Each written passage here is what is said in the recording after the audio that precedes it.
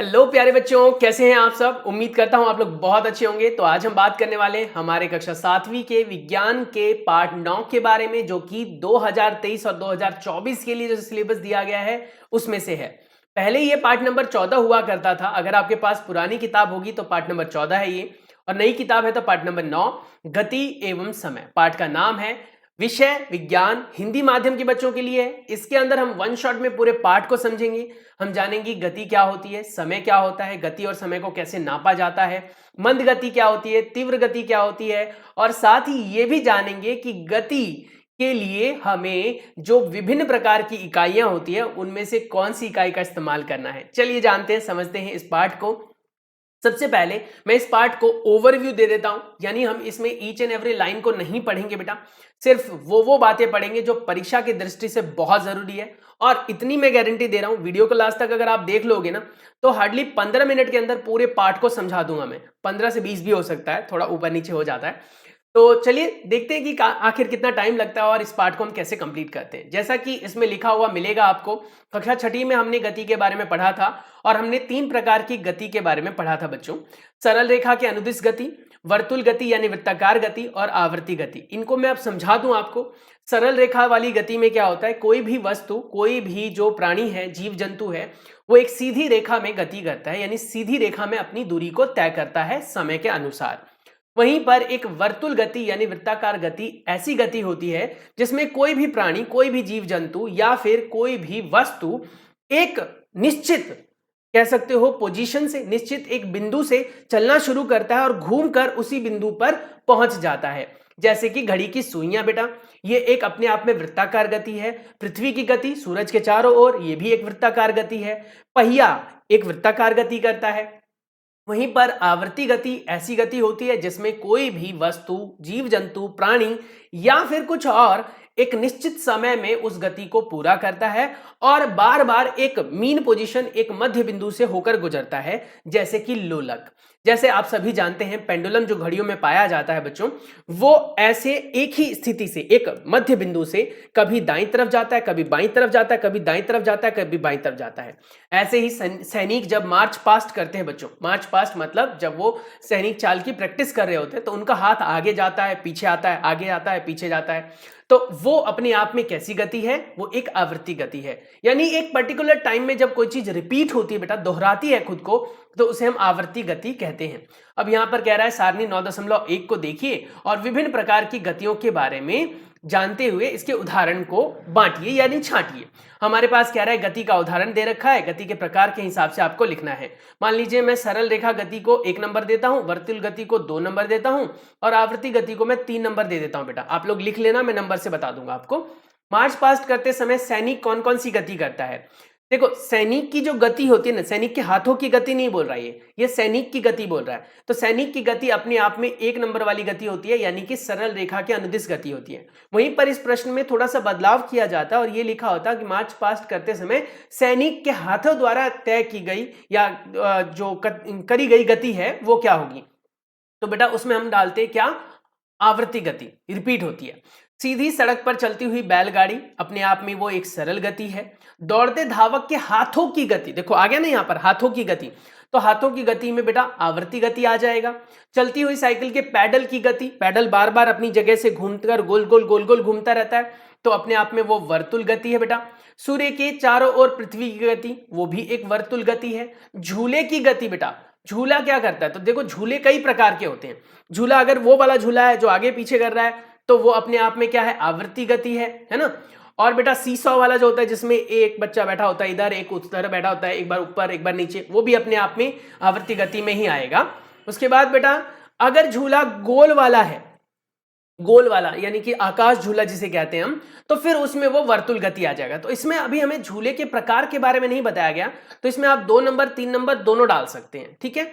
उसके बाद बेटा लोलक की गति, लोलक की गति अपने आप में आवर्ती गति होती है, एक ही जगह पर रिपीट होती रहती है। तो वही कह रहा है क्या कि यहां पर विभिन्न प्रकार की गतियों के बारे में बात करेंगे और ये 3 तो मुख्य गतियां हो गई, सरल रेखा के अनुदिश गति, वर्तुल गति यानी वृत्ताकार गति और आवर्ती गति। प्रश्न बहुत महत्वपूर्ण बनते हैं यहां से, याद रखना। अब हम बात करेंगे बच्चों मंद और तीव्र गति के बारे में। मंद गति क्या होती है, तीव्र गति क्या होती है। अगर दो कार को चलते हुए अगर आप एक जगह से देखते हैं तो आप देखकर कह सकते हैं कि कौन सी कार तेज है, कौन सी कार धीरे। कह सकते कि नहीं कह सकते? बिल्कुल कह सकते हैं। 7वीं कक्षा में अगर हम हैं तो हमें ये तो पता लग ही गया होगा ना कौन सी चीज जो है वो तेज है, कौन सी धीरे। तो उसको देखने के लिए आप क्या कहते हैं? हम देखते हैं कि जो कार आगे निकल रही है वो तेज है, जो कार पीछे है वो धीरे है। यानी कि कुल मिलाकर बात है कि एक निश्चित समय के अंदर जो कार ज्यादा दूरी तय करेगी वो तेज भाग रही है, और जो कार कम दूरी तय करेगी वो धीरे भाग रही है निश्चित समय में। जैसे आप लोगों का रेस कराया जाता है और 100 मीटर की मान लीजिए रेस है। उस 100 मीटर की रेस में मान लो मोहन जो है सोहन से आगे भाग रहा है, यानी मोहन जो है सोहन से तेज भाग रहा है। यही तो कहेंगे, मोहन अगर सोहन से आगे भाग रहा है तो इसका मतलब मोहन सोहन से तेज भाग रहा है, वो रेस जीत जाएगा क्योंकि वो एक निश्चित समय के अंदर ज्यादा दूरी तय कर रहा है बजाय कि सोहन के। तो यही सही बातें यहां पर भी लागू होती है। तो कहता है क्या कि कोई भी वस्तु तीव्र है या धीरे कैसे पता लगेगा आपको?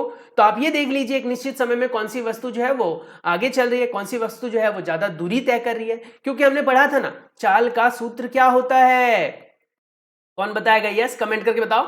चाल बराबर दूरी बटे समय। ये हमने 6ठी कक्षा में भी पढ़ा था, फिर से पढ़ेंगे बेटा हम, यानी 7वीं कक्षा में भी है, दोबारा हम पढ़ेंगे। तो चाल बराबर होता है दूरी बटे समय। तो वही कह रहे हैं क्या कि इसका प्रेक्षण करना बड़ा आसान होता है, कौन सी तेज है और कौन सी धीरे। लेकिन अब सवाल यह आता है कि कौन सी कितनी तेज और कितनी धीरे। तो उसके लिए बेटा हमें चाल का जो है आकलन करना आना चाहिए। तो वही कह रहे हैं क्या कि अगर मान लीजिए आपसे कोई पूछ ले कि कौन मंद गति कर रहा है और कौन तीव्र, इसका निर्णय करने के लिए वस्तुओं द्वारा किसी दिए गए काल अंतराल में चली गई दूरी की सहायता करके की जा सकती है। यानी कि अगर एक 10 मिनट का समय ले लिया गया, भैया 10 मिनट तुम भी चलो, 10 मिनट मैं भी चलता हूं, और फिर जहां से हमने चलना शुरू किया गया वो निश्चित बिंदु होगी, और जहां तक हम पहुंचेंगे 10 मिनट के बाद वो हमारा अंतिम बिंदु होगा। निश्चित बिंदु और अंतिम बिंदु के बीच की दूरी को तय कर लिया जाएगा, नाप लिया जाएगा, और उसके आधार पर हम कह सकते हैं कि कौन सी वस्तु तेज है और कौन सी धीरे।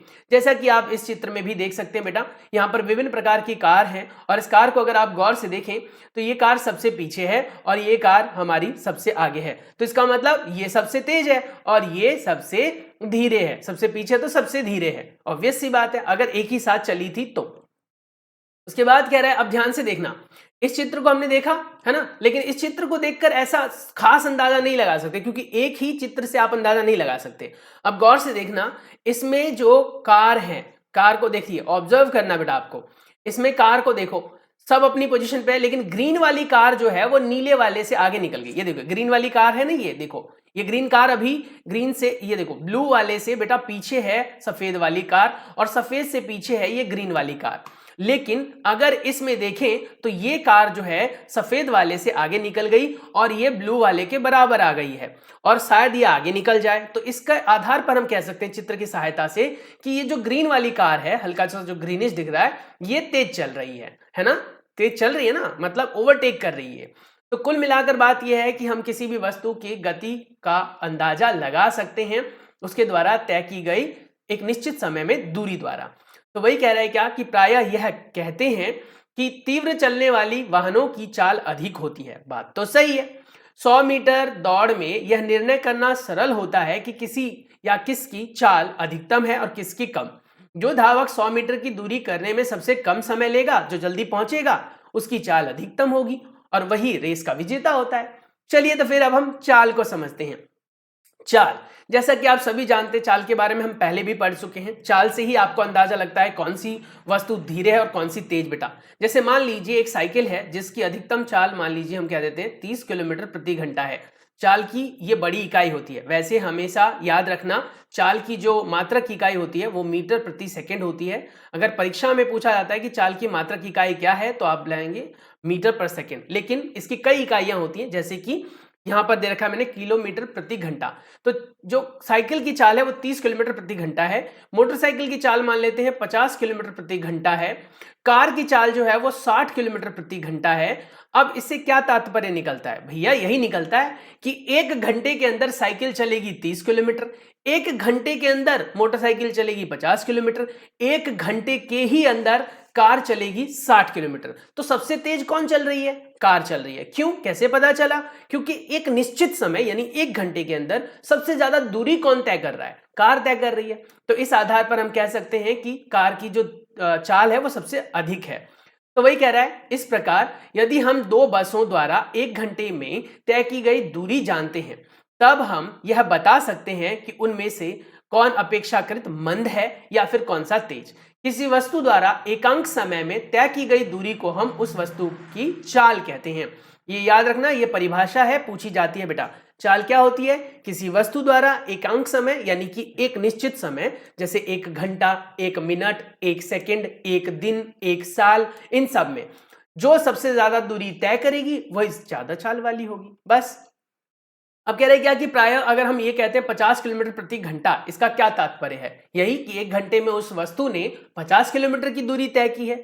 तो यही ज्ञात होता है कि 1 घंटे में 50 किलोमीटर की दूरी तय की गई या तय करेगी। तथापि कोई कार बिरले ही 1 घंटे में निश्चित समय से निश्चित चाल से चलती है।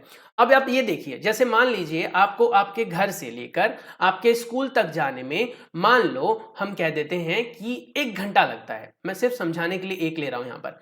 और आपको 1 घंटा लगता है और आपके स्कूल से आपकी जो दूरी है वो मान लीजिए 5 किलोमीटर है। हालांकि अब कोई भी स्कूल इतनी दूर नहीं होता, किसी को इतनी दूर जाना नहीं पड़ता।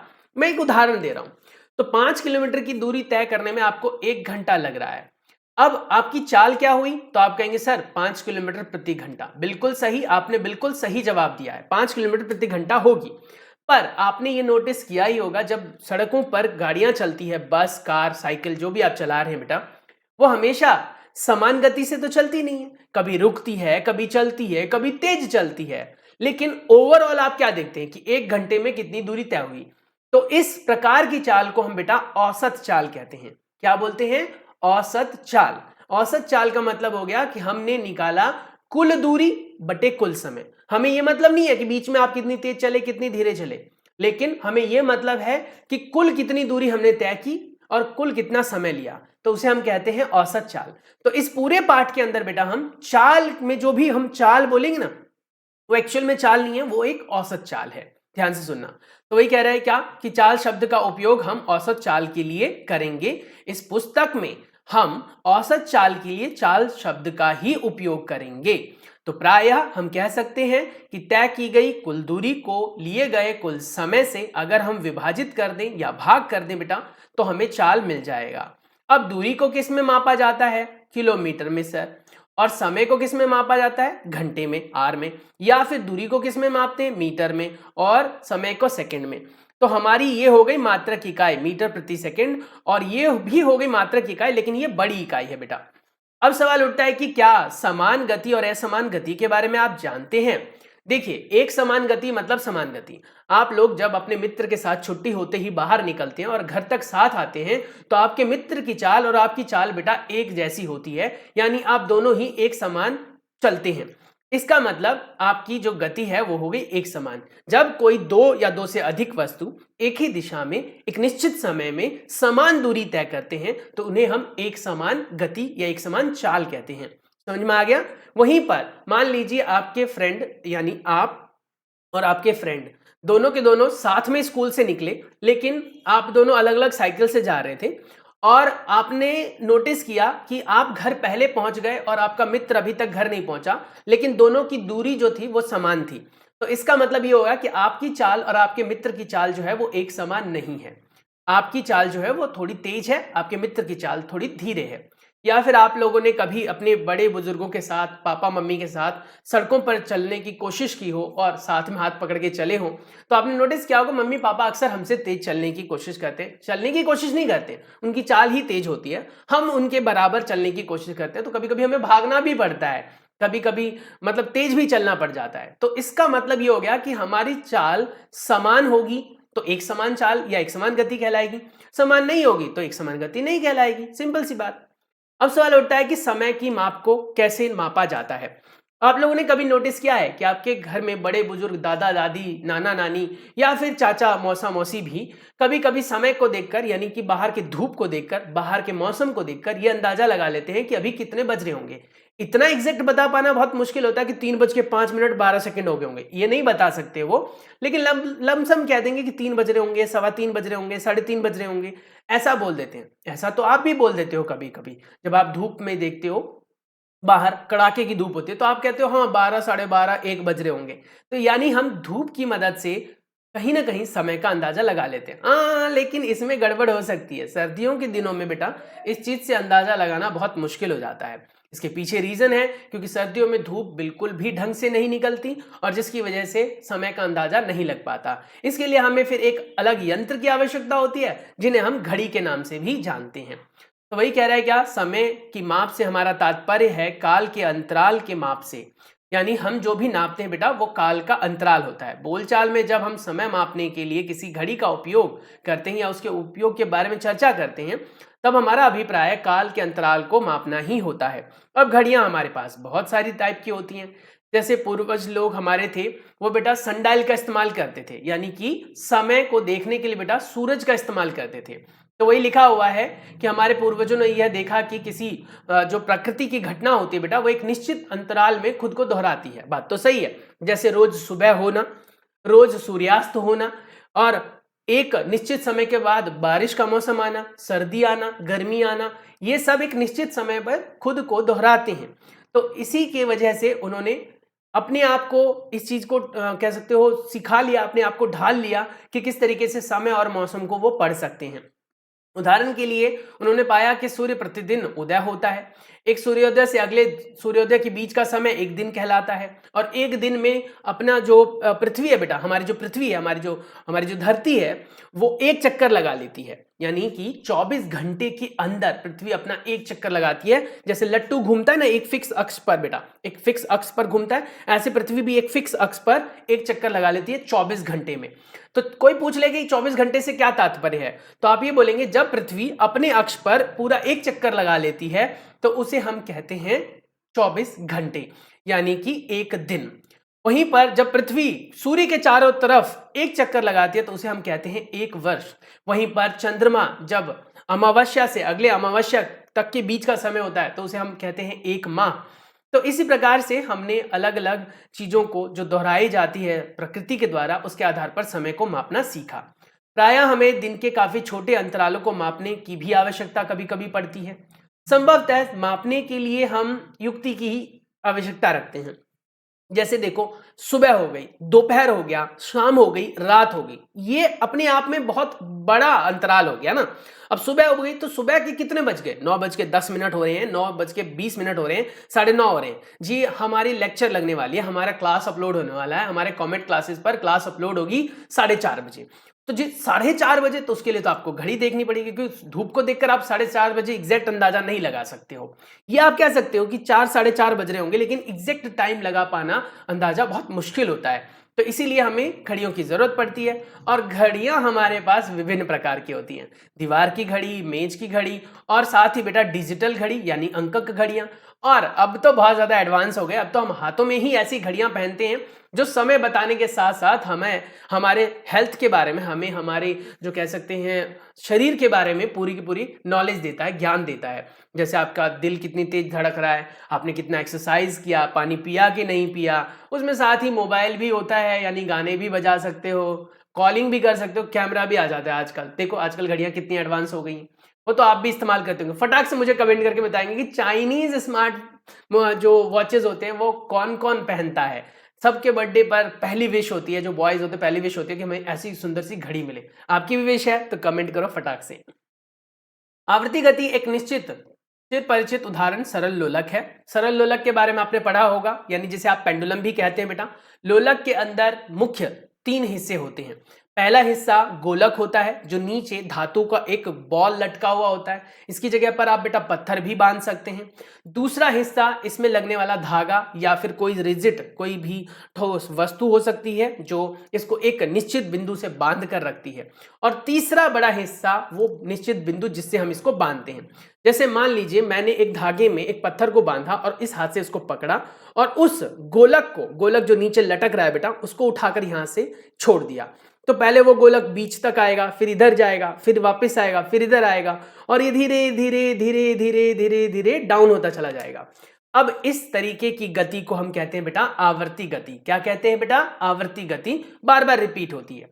तो वही कह रहा है क्या कि सरल लोलक धातु के एक छोटे गोले पत्थर टुकड़े किसी से भी बनाया जा सकता है। इसको एक दृढ़ स्टैंड्स के धागे को निलंबित करके लटका कर बनाया जाता है। धातु के जो गोलक होते हैं बेटा, उन लोलक का जो हिस्सा होता है गोलक वाला, वो हमेशा धातु का गोल हिस्सा होता है, पर इसकी जगह आप कोई भी ठोस वस्तु ले सकते हैं। उसके बाद कह रहा है क्या कि लोलक जो है वो एक प्रकार की गति करता है जिसमें वो एक निश्चित बिंदु तक आकर, बीच वाले बिंदु तक आकर लौट जाता है, फिर वापस आता है, फिर लौट जाता है। इस प्रकार से सरल लोलक की यह गति आवर्ती अथवा दोलन गति का एक उदाहरण है। इसको हम आवर्ती गति भी कहते हैं बेटा, और या फिर इसे हम दोलन गति भी कहते हैं। याद रखना, पेपर में पूछा जा सकता है। दोलन गति एक ऐसी गति होती है जिसमें कोई भी वस्तु एक मध्य बिंदु से पहले दाईं तरफ और फिर बाईं तरफ जाकर पूरी एक गति करता है, और इस तरीके की गति में पहला एक जो चक्कर लगता है उसको हम एक दोलन कहते हैं। एक दोलन क्या होता है बेटा, मैं समझा देता हूं चित्र की सहायता से। ये हमारा मध्य बिंदु है, यानी जब दोलन को नॉर्मल रखा जाएगा तो उसका जो गोलक होगा वो नीचे लटक कर सीधा रहेगा। अब इसको उठाकर आप इधर तक ले गए और आपने छोड़ा, फिर ये वापस इधर जाएगा और फिर ये बीच में आएगा। अब समझो इस चीज को, ये यहां से आया और यहां आया, फिर वापस वहीं चला जाएगा जहां से आपने छोड़ा था। तो जब कभी भी, ध्यान से सुनना, जब कभी भी कोई भी गोलक अपने मध्य बिंदु से चलना शुरू करे और एक दाईं तरफ जाकर एक बाईं तरफ जाकर दोबारा मध्य बिंदु तक आ जाए तो उसे हम एक दोलन कहते हैं। क्या कहते हैं? एक दोलन। याद रखना। साथ ही बच्चों, जो एक दोलन में लगने वाला समय होता है उसे हम उसका आवर्तकाल कहते हैं। सरल लोलक एक दोलन पूरा करने में जितना समय लेता है उसे हम लोलक का आवर्तकाल कहते हैं, जो कि मुख्यतः 2 सेकंड का होता है लगभग। अगर आप 1 मीटर लंबी जो रस्सी है उसका इस्तेमाल करेंगे। और हाँ, एक और चीज याद रखना, बहुत महत्वपूर्ण बेटा, जो गोलक का मास होता है, गोलक का जो वजन होता है बेटा, भार होता है, उसका असर आवर्ती पर नहीं पड़ता। याद रखना, गोलक के भार का असर उसके आवर्तकाल पर नहीं पड़ता, सिर्फ धागे की लंबाई का पड़ता है। तो अगर आप धागे की लंबाई 1 मीटर लेंगे तो उसका आवर्तकाल लगभग 2.1 सेकंड के आसपास में आएगा। याद रखना, मैंने क्या बोला, अगर गोलक का भार कुछ भी ले लें आप, लेकिन आपने धागे की या रस्सी की जो लंबाई है वो 1 मीटर ली, तो उसका समय हमेशा 2.1 सेकंड ही आएगा। इसमें कोई भी दोहराई नहीं है। अब कहता है कि चलिए एक क्रियाकलाप करते हैं। क्रियाकलाप 9.2 है हमारा। हमें एक खुद से लोलक का निर्माण करना है, जिसमें लोलक के लिए हम क्या करेंगे, 1 मीटर लंबा धागा लेंगे बेटा। 1 मीटर लंबा धागा लेना है और उसमें एक अपनी तरफ से गोलक लटका लेना, पत्थर बांध देना है। उसके बाद बेटा आपको एक हाइट पर ले जाना है, एक ऊंचाई पर ले जाकर उसे छोड़ना आराम से। और नोटिस करना बेटा कि 20 दोलन को पूरा करने में कितना समय लग रहा है उसको। 20 दोलन लेना है आपको। 20 ले सकते हो, 25 ले सकते हो, 50 ले सकते हो, लेकिन देखना है, क्योंकि 20 इसलिए बोलते हैं क्योंकि 20 दोलन तक वो चलता है। धीरे धीरे उसकी गति जो है वो कम होती चली जाती है। तो आपको 20 दोलन लेना है और मान लीजिए उसने 20 दोलन को पूरा करने में 40 सेकेंड लगाया बेटा। तो आप क्या करेंगे, आप 20 से भाग कर देंगे उसे, तो यानी उसका आवर्तकाल कितना हो गया, 2 सेकंड का। यानी कि 2 सेकंड लग रहे हैं उसे यहां से यहां, यहां से यहां वापस जाने में। इसको उसका आवर्तकाल कहते हैं। ऐसे ही ये क्रियाकलाप बेटा करके आप सारणी 9.2 को पूरा कर सकते हैं। इसे खुद से करेंगे तो ज्यादा बेटर रहेगा। आपको कुछ नहीं करना, डोरी की लंबाई बस ये याद रखना है कि 100 सेंटीमीटर लेना है, जो कि बेटा 1 मीटर के बराबर होता है। और उसके जो टोटल कह सकते हो 20 दोलन होंगे, 20 जो चक्कर होंगे वो आपको नापने, काउंट करना है, 1 2 3 ऐसे, ठीक है, ऐसे करके। तो इस तरीके से 42 सेकंड में इसने कहा कि हुआ। हो सकता है कि इसका जो काल है और आपका जो काल है, यानी समय काल का मतलब यहाँ तात्पर्य समय से है, ठीक है, वो अलग अलग आए। तो इस तरीके से आवर्तकाल यहाँ पर 2.1 आया। हो सकता है आपका ये 44 सेकंड आए, ठीक है, 44 सेकंड आएगा बेटा। तो 44 को बेटा आप किससे करेंगे भाग, 20 से ही करना है, क्योंकि 20 को ही काउंट करना है। और ये 2, 44 बोला मैंने, 40 लिख दिया मैं भी ना, 2 और 2, ठीक है। तो ये 22 और नीचे बच गया 10, तो ये 2.2 सेकंड आ जाएगा बेटा, 2.2 सेकंड। ऐसे और भी आप नाप कर लिख सकते हैं। चलिए अब हम बात करते हैं समय और चाल के मात्रक इकाई के बारे में। समय तथा चाल के मात्रक इकाई की अगर हम बात करें बेटा, तो समय और चाल को कई इकाइयों से मापा जाता है, जैसे कि किलोमीटर प्रति घंटा आप अमूमन देखते हैं, सुनते होंगे। जब कभी भी दूरी बहुत ज़्यादा हो और समय भी बहुत ज़्यादा हो तो किलोमीटर प्रति घंटे में लेते हैं। वैसे इसका जो मात्रक इकाई है बेटा, वो है मीटर प्रति सेकेंड। मीटर प्रति सेकेंड यानी हमेशा हम मीटर में दूरी को लेते हैं और सेकंड समय को, तो मीटर प्रति सेकंड होता है इसका। तो इस आधार पर हम कह सकते हैं कि अगर आपसे कोई भी एमसीक्यू प्रश्न पूछा जाता है बेटा, या कोई भी छोटा मोटा प्रश्न पूछा जाता है जिसमें इस तरीके से आप जो है बता सकते हैं कि मीटर प्रति सेकंड उसकी मात्रक, मूल मात्रक इकाई है। देखो लिखा हुआ है, अतः चाल का मूल मात्रक इकाई जो है वो मीटर प्रति सेकंड है, याद रखना। ये कह रहे हैं कि चाल का यथाकित मूल मात्रक क्या है, क्योंकि चाल का जो सूत्र होता है वो होता है दूरी बटे समय। क्या होता है बेटा? दूरी बटे समय। अब दूरी को किस में मापते हैं हम? या तो मीटर में मापते हैं या किलोमीटर में मापते हैं। समय को किस में मापते हैं? सेकंड में मापते हैं या फिर बेटा घंटे में मापते हैं। तो या तो ये हो सकता है या ये हो सकता है, लेकिन हमारी जो मूल मात्रक इकाई है वो मीटर प्रति सेकंड ही है, याद रखें।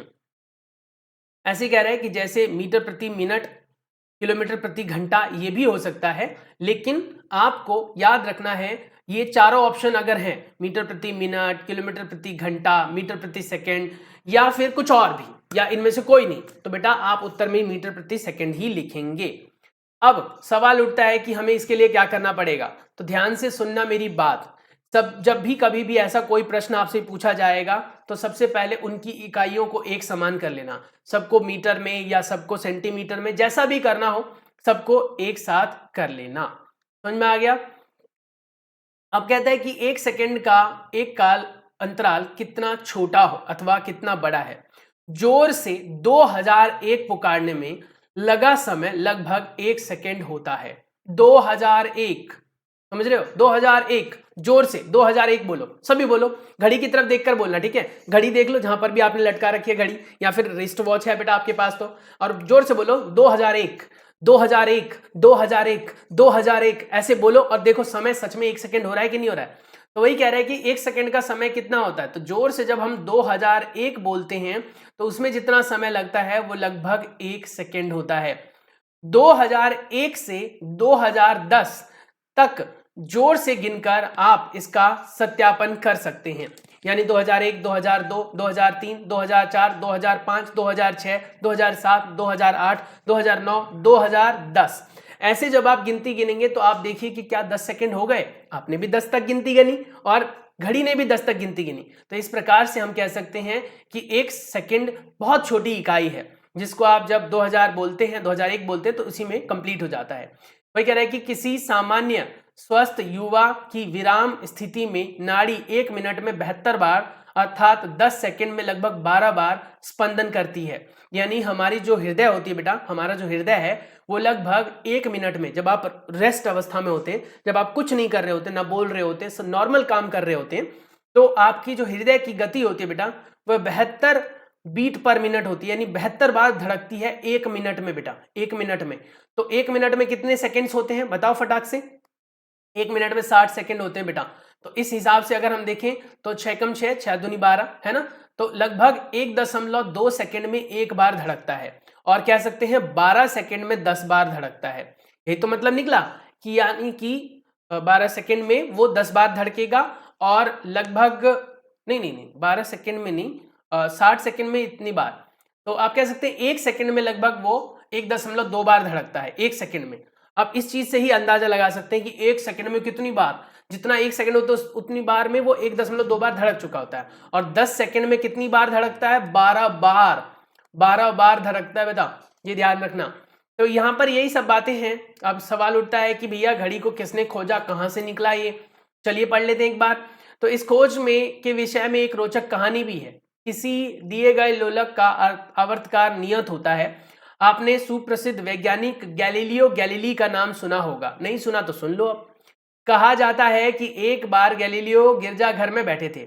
उन्होंने यह देखा कि छत में जंजीर द्वारा लटकी कोई लैंप एक ओर से दूसरी ओर धीमी गति कर रहा है। उन्हें यह पाकर आश्चर्य हुआ कि लैंप के लोलन पूरा करने के अंतराल में उनकी नब्ज स्पंदन की संख्या हर बार समान थी, यानी 1 सेकंड लगभग। गैलीलियो ने अपने परीक्षण को सत्यापित करने के लिए विभिन्न लोलकों के साथ प्रयोग किया और उन्होंने यह पाया कि किसी दी गई लंबाई का लोलक सदैव एक लोलन पूरा करने में नियमित समय लेता है, समान समय लेता है। इस परीक्षण ने लोलक युक्त घड़ी के विकास को एक नई दिशा प्रदान की और इस प्रकार से लोलक वाली घड़ी बनी। ऐसे बेटा फिर और भी घड़ियां बनी, जैसे ये सनडायल घड़ी है, इसको आप जाएंगे तो दिल्ली में देख सकते हैं बेटा, जंतर मंतर में। जंतर मंतर नई दिल्ली में ये धूप घड़ी है। धूप की सहायता से आप इसको देखकर, ये पिलर जो है अपने आप में सुई की तरह काम करता है और इसकी सहायता से बेटा आप अंदाजा लगा सकते हैं कि कितने बज रहे होंगे, कितना समय हो रहा होगा। अब सवाल उठता है कि ये जो घड़ियां, ये देखो घड़ी बेटा, ये रेत घड़ी है जिसको आपने मूवी वगैरह में देखा होगा। ये बेटा आप देखो जल घड़ी है। तो इस प्रकार से अलग अलग प्रकार की घड़ियां बनाई गई। चलिए चाल को मापना सीखते हैं। चाल को कैसे मापा जाए, समय तथा दूरी कैसे मापें, यह सीखने के पश्चात आप इस पर बहुत सारे जो कह सकते हैं एक्सपेरिमेंट्स कर सकते हैं, प्रयोग कर सकते हैं और बेटा इसके आधार पर प्रश्नों के उत्तर दे सकते हैं। अब जैसा कि मैंने आपको बोला था लगभग 15 से 20 मिनट में, लेकिन आधा घंटा जो है वो आपका मैंने यूज कर लिया है और ये चैप्टर अभी भी कंप्लीट नहीं हुआ है। इसके सेकंड पार्ट के लिए आप बने रहिए इस चैनल पर बेटा। सून हम इसके सेकंड पार्ट को कंप्लीट करेंगे। उम्मीद करता हूं कि आप हमारे चैनल के साथ बने रहेंगे। मिलता हूं नई वीडियो में, तब तक के लिए अपना बहुत सारा ख्याल रखिए। और हाँ, अगर यहां तक की चीजें समझ में आई है बेटा तो वीडियो को लाइक कर देना। अगली वीडियो में मैं इस पार्ट को कंप्लीट कराऊंगा। एंड सॉरी कि समय थोड़ा ज्यादा लग गया, क्योंकि डिटेल्ड वीडियो है तो समय थोड़ा ज्यादा लगेगा ही लगेगा।